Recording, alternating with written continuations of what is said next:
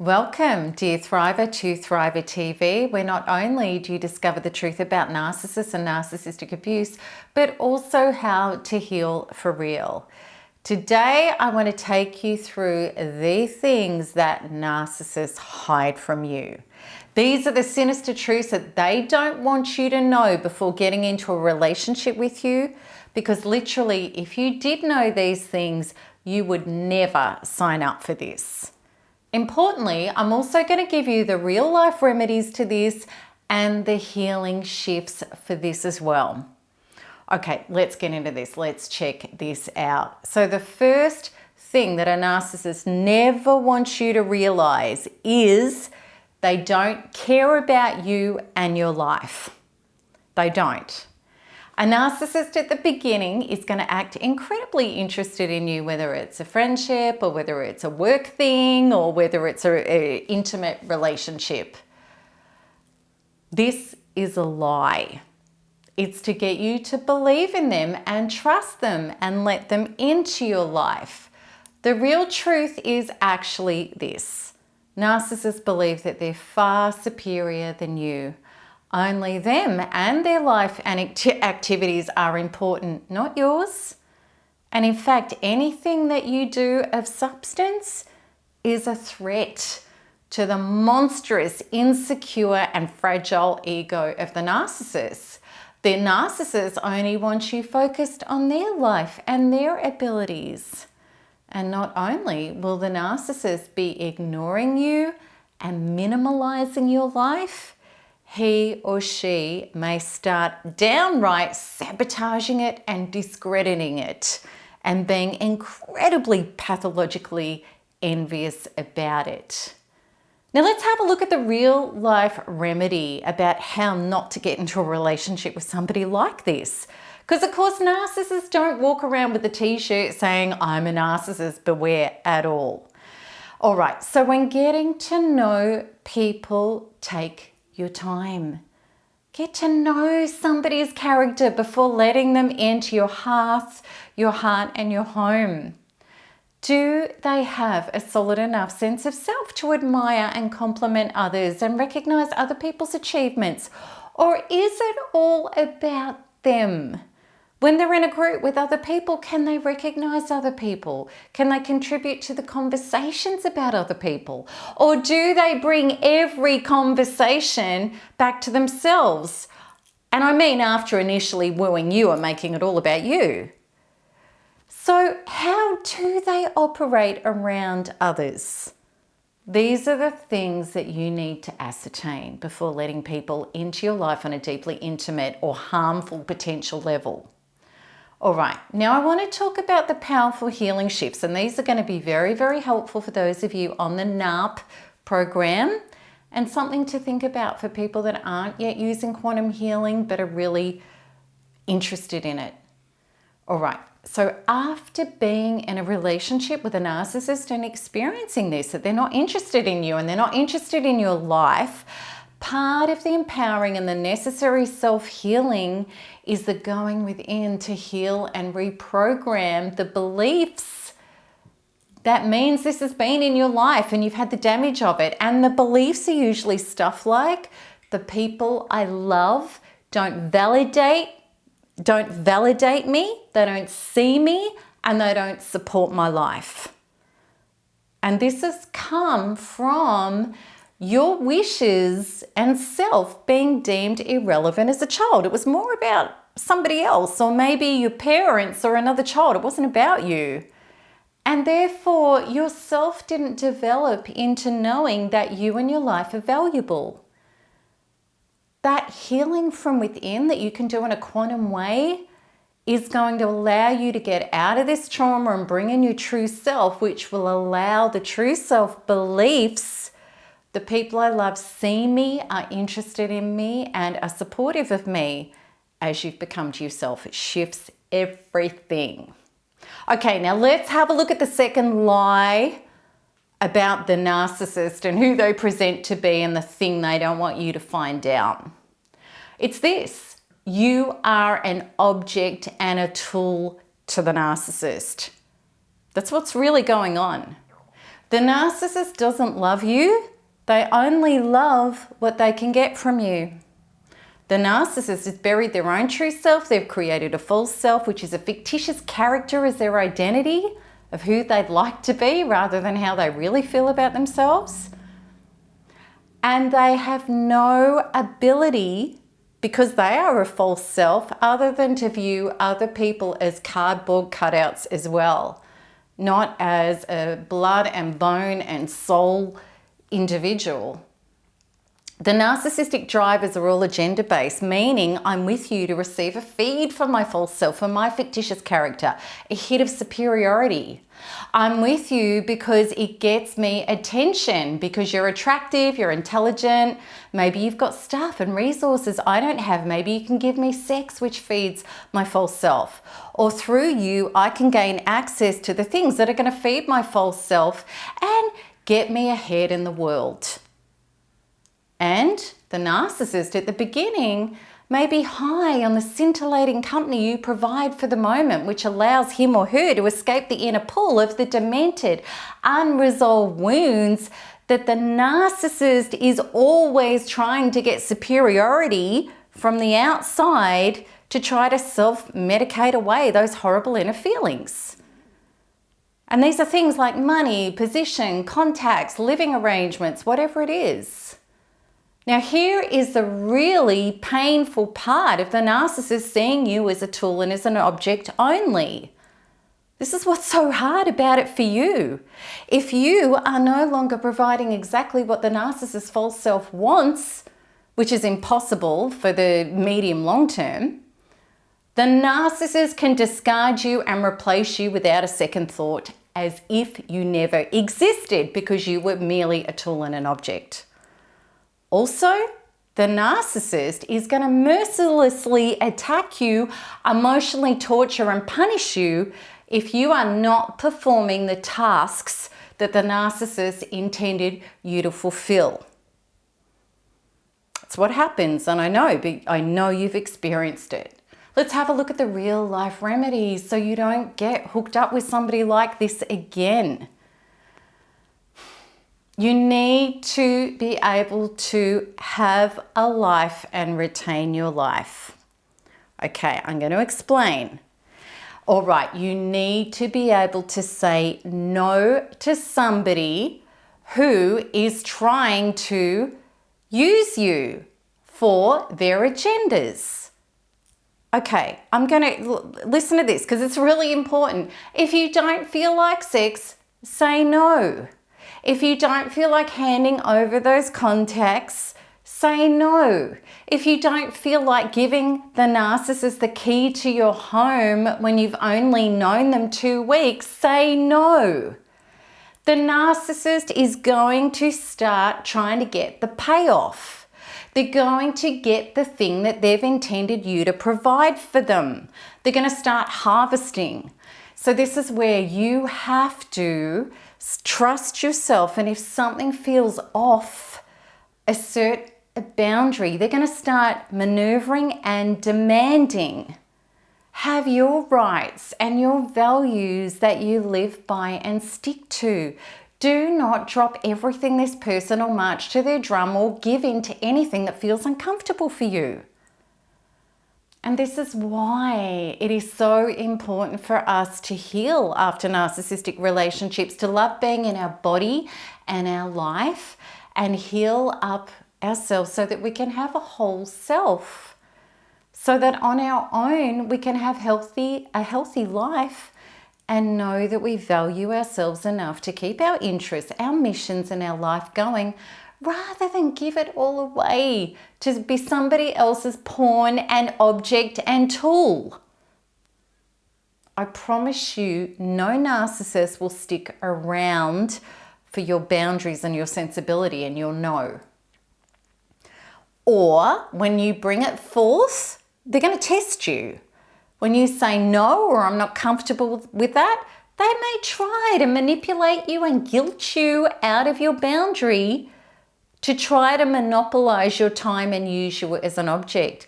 And then you've got your answer. You absolutely have your answer if somebody's not going to respect your no and your healthy boundary. Okay. So the powerful healing shifts for this, if you're a NARPA and you're working with Quantum Freedom Healing, in your healing from a narcissistic relationship, I would suggest the following shifts on that trauma in your body of I'm not worthy of being loved for me, and I have to earn love and approval from others. This is all about conditional love. People using you for your agenda so that you can get love from them. When you free yourself from that, I promise you, the relief and the power you will get will be so big that it's going to lead you to be able to generate relationships where you can actualize and stand in and be recognized for your worth and your lovability for who you are as yourself. Okay, so the next thing that the narcissist is desperately trying to hide from you that you don't know about, what you'll be signing up to is this: I can say and do whatever I want. Now, it's so incredible how a narcissist is going to hold you to account, meaning that according to them, if you say or do the wrong thing, they're never going to let you live it down. They're going to hold it against you forever. They're never going to get over it. But there's a complete other set of rules that applies to them. Now, this is the thing. It's so big. Narcissists lie. They say whatever they want. They also believe they're entitled to lie. They will tell you what you want to hear to shut you up or to get one of their agendas fulfilled. They will stretch the truth. They will omit the truth, and they will completely butcher it if they think it's going to get them more of what they want, which is to secure more narcissistic abuse, attention, stuff, and energy from you, or to avoid the accountability of what they are really up to behind the scenes. Because narcissists lie and they don't really care what they say, their stories change. The discussion you had last week goes out the window with the conversation you're having this week. You think you're losing your mind. The narcissist will even deny they said that, even though you know they did. If you feel like you need to start recording your conversations to play it back to somebody, you're in a toxic relationship. And you will catch them out on a lie, and then they're just going to double down with another lie. And the narcissist will tell you and other people that they're going to do something for them, and then they don't even show up, they go missing, they make excuses, they don't care how it affects people. And maddeningly, if confronted with this, they have an excuse, a justification or a projection, or they're going to change the topic, or they'll pull up something about you that you're not doing, and they start firing bullets. The real truth is this: the narcissist doesn't care what they say or do. They're superior. You or anybody else should be greatly appreciative for anything you receive from the narcissist, even if it's just a passing thought. Who do other people think they are by holding the narcissist to something that the narcissist has decided not to do? The narcissist doesn't care who's left waiting, who gets messed around, or who misses out, because it's all about the narcissist. Who do these people think they are to expect the truth from a narcissist when he or she has no need to give it to them? Why should they want to hold the narcissist to a conversation last week when the narcissist was only saying whatever was necessary to shut that person up? Seriously, who do these people think they are? I hope you get the picture. The narcissist also doesn't believe that they should be held accountable for the disgusting things that come out of their mouth or the horrific acts of vengeance they commit when they are being pushed by somebody for accountability. How dare these people think I should ever have to apologize for something I've said or done?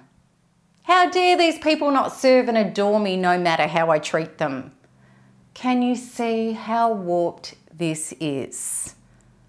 Can you see how the narcissist has such a twisted perception of reality? Especially if you so much as say or do something that the narcissist even faintly perceives as disrespectful to them, it's off with your head and you're never going to be forgiven for it. So what's the real life remedy to avoid getting hooked up with somebody like this? Get to know a person's character. It really is always getting back to this. Before letting them into your body, your bed, your business deal, or your life, do your due diligence and get to know them at a respectful pace. Does this person's actions match their words? What are other relationships like in their life? Do these people know that they can trust and rely on this person? Does this person have consideration, conscience, and care for other people? Do they give of themselves to assist others genuinely and not just for the accolades and the supply? And if you feel something is off or not right, show up, question. If you feel like you're being lied to, ask for the facts. Do your own research and investigation. And do not be embarrassed about your right to the truth. Command it. And know if somebody is trying to balk, cover over, not be transparent and smears and attacks you for looking for the truth, they've got something to hide. You have your answer. They are not to be trusted. They're lying to you. Your motto needs to be no proof means no truth. How does this person deal with constructive criticism? Can they be humble and apologise genuinely if they slip up, are arrogant, hurtful or disrespectful or thoughtless to others? Do they care about other people's needs and feelings? These are the things you need to ascertain and check out before you commit at a deep inner level to somebody. All right, let's have a look at powerful healing shifts that you can do with NARP. To heal from the betrayal of lies and the torture of narcissistic gaslighting, which is everything we've just talked about, I suggest these deep inner healing shifts on the trauma of the people I love lie to me, invalidate me, and don't care about me. Get that up and out of your body and bring in source and see what changes in your life. Okay. All right, let's get into the last big thing that the narcissist is hiding from you. They never want you to know this. It's this: I will always blame you. At the inevitable collapse of a narcissistic relationship, and even before it, in the devalue stage, the narcissist is going to blame you for all of the problems and all of their unhealed wounds that they are never going to take responsibility for. And at the end of the relationship, when you are discarded, you'll be demonized and smeared to all and sundry. This is how a false self operates. At the beginning of the relationship, you are childishly pumped up as the greatest thing since poached eggs, paraded all over social media and gushed out to family and friends, and probably introduced way too quickly to all of the narcissist circles, probably as well as their kids. And you're probably being thrusted in the face of the previous discarded supply that the narcissist is finished with. And then as time goes on, of course, you start being devalued and then eventually discarded. And you're going to be put on the rubbish heap with all the other sucked out souls that the narcissist's false self has thrown into the gutter. As far as the false self is concerned, if you're not great, you're terrible. There is no in between. There is no real self operating within the narcissist. Therefore, there's no self-awareness, there's no self-responsibility, and therefore it's all of your fault. Okay, so the real life remedy: how do you not get involved with somebody who has the capacity to be like that? If somebody does not take personal responsibility for their life, then if you can join with them and create a life with them, it's going to be your head on the chopping block in the future. These are the people that blame everybody else. They play victim. They're going to tell you you're so different from all the others. And you're going to think, oh, well, you know, they're going to love me even though it didn't work with the others. These are people who can't be humble and real about their issues and their mistakes and their part in it. These are the people who are not committed to inner personal growth and a commitment to be a better self. And don't fall for somebody telling you a story about how spiritual they are and how into personal development they are. Check out how they operate in real life in regard to that. Humility and realness are key. Anger, blame, and unresolved issues with people from their past is a strong indication of not taking responsibility for their own wounds, and therefore you could be in for a very toxic and painful relationship. All right. So look out for those things. You want somebody humble, real, taking personal responsibility. Absolutely. All right, so the powerful healing shifts to heal from horrible discards and scapegoating and being blamed and projected on, and they're going to hate you forever and it's always your fault. And you're never going to get them to change their mind. So I really suggest these deep inner healing shifts on the traumas of the people I love, blame me, discard me, and punish me for their problems. Get rid of that stuff, shift it, and the relief will be incredible.